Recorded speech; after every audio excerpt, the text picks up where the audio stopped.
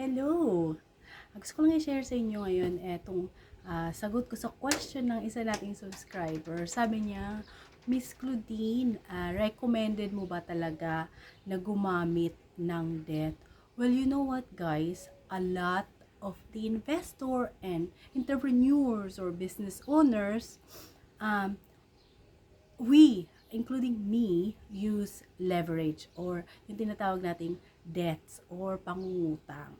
Kasi, pero syempre, 'di ba, kailangan bago ka mangutang, kailangan na plan mo muna 'yan, alam mo kung paano yung exit strategy mo, at saka also bago ka mangutang, i-assess mo muna yung sarili mo, yung risk tolerance mo, magkano yung uutangin mo. If in case dumating yung time na hindi mo mababayaran 'yan, ano yung magiging exit strategy mo. So kailangan talaga ang leverage is nandyan lang.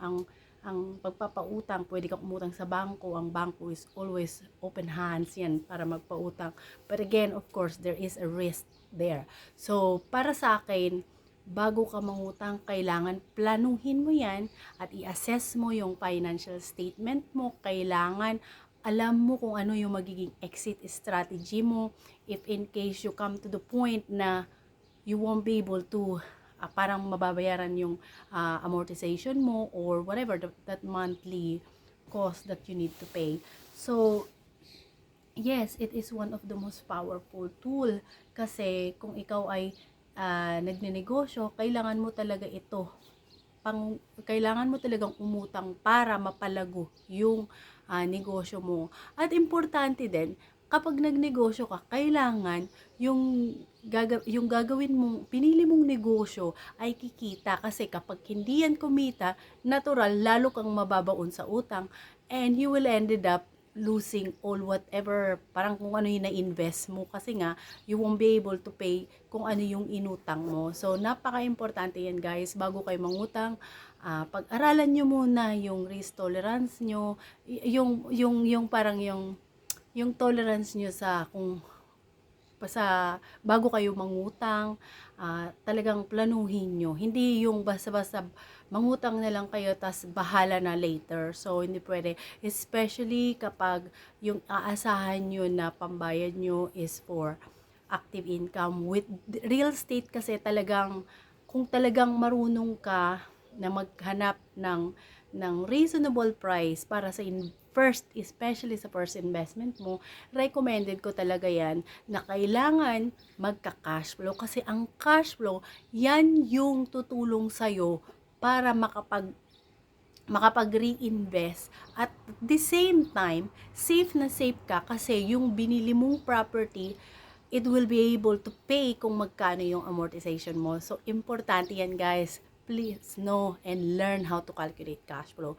Tsaka, if ever naman na you are comfortable na bilhin yung property kahit walang cash flow, but at least you should be able to see din na magkaka-cash flow yan in the next coming succeeding years after mo siyang ma-renovate if you're using BRRRR method.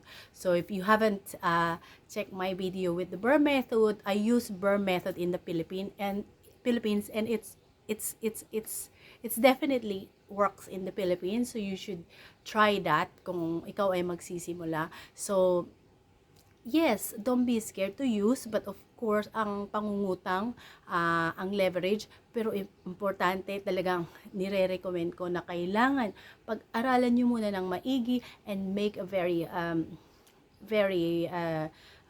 before you decide, kailangan talaga pag-isipan nyo muna before you commit, especially kung malaki yung uutangin mo. So, yan guys. So, recommended ko ba ang pangungutang?